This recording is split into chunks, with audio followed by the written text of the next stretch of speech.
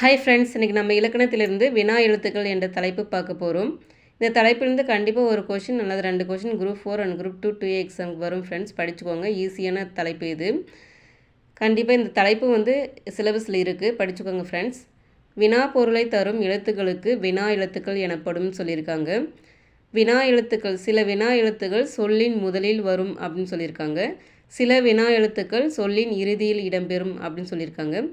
வினா எழுத்துக்கள் எத்தனை வகைப்படும்னு பார்த்திங்கன்னா 5 வகைப்படும். இது கேள்வி கேட்க வாய்ப்பு இருக்குது. ஏ, யா, ஆ, ஓ, ஏ இந்த 5 எழுத்தும் வினா எழுத்துக்கள் அப்படின்னு சொல்லியிருக்காங்க. ஏ, யா அப்படிங்கிறது பார்த்திங்கன்னா எங்கு, யாருக்கு அப்படின்னு ஒரு வினா இருக்குது. இது பார்த்திங்கன்னா மொழியின் முதலில் வருபவை. இந்த வினா எழுத்துக்கள் பார்த்திங்கன்னா இந்த வார்த்தையோட முதல் வந்திருக்கு. இங்கே ஏ அப்படிங்கிறது முதலில் வந்திருக்கு. யா அப்படிங்கிறது முதலில் வந்திருக்கு. அடுத்தது பார்த்திங்கன்னா ஆ, ஓ அப்படிங்கிறது பார்த்திங்கன்னா பேசலாமா தெரியுமோ அப்படின்ட்டு வினா வந்திருக்கு. மா அப்படிங்கிறது இம் கூட்டல் ஆ, மா பேசலாமா அப்படின்னு ஒரு வினா வந்திருக்கு. தெரியுமோ இம் கூட்டல் ஓ அப்படின்னு வந்திருக்கு. இது பார்த்திங்கன்னா கடைசியில் வருபவை, மொழியின் கடைசியில் வருபவை, இறுதி அல்லது கடைசின்னு சொல்லலாம். வினா எழுத்துக்கள் கடைசியில் வரும் வினா எழுத்து எதுன்னு கேட்டாங்கன்னு பார்த்திங்கன்னா பேசலாமா தெரியுமோ அப்படிங்கிறது.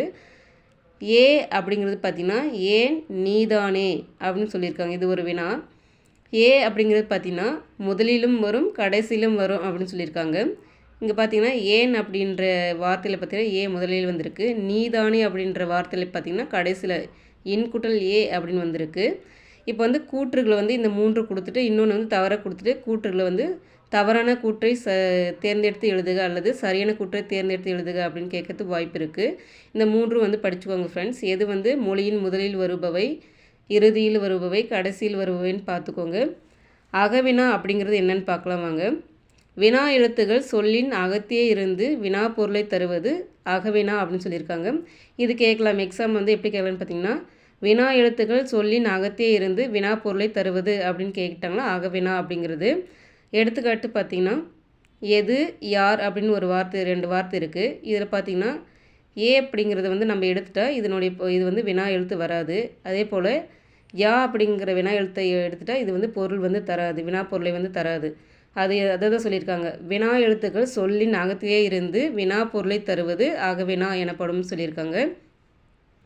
அடுத்தது புறவினா அப்படிங்கிறது பார்த்திங்கன்னா வினா எழுத்துக்கள் சொல்லின் புறத்தே வினா பொருளை தருவது புறவினா அப்படின்னு சொல்லியிருக்காங்க. எடுத்துக்காட்டு பார்த்திங்கன்னா அவனா, வருவானோ அப்படின்னு 2 வார்த்தை இருக்குது. இதில் பார்த்திங்கன்னா அவனா, நான் அப்படிங்கிறது பார்த்திங்கன்னா இன்குட்டல் ஆ, இந்த ஆ என்ற வினா எழுத்தை நம்ம எடுத்துட்டா அவன் அப்படின்னு இருக்கும். அப்படி இருந்தாலும் பொருள் தரும்.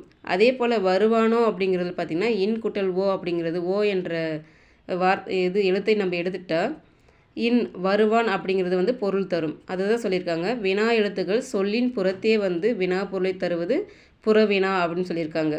இது கொஷினில் ஆட் பண்ணுறது. நம்ம இந்த ஆ அப்படிங்கிறது இன்குட்டல் ஆ, அவனா அப்படின்ற ஒரு வினா நம்ம எழுப்புகிறோம். வருவானோ அப்படிங்கிறது இன்குட்டல் ஓ, நம்ம வினா எழுத்துக்கள் ஓ நம்ம சேர்த்துக்கிறோம். இந்த மாதிரி கொஷின் கேட்பாங்க ஃப்ரெண்ட்ஸ். படிச்சுக்கோங்க. தேங்க்யூ.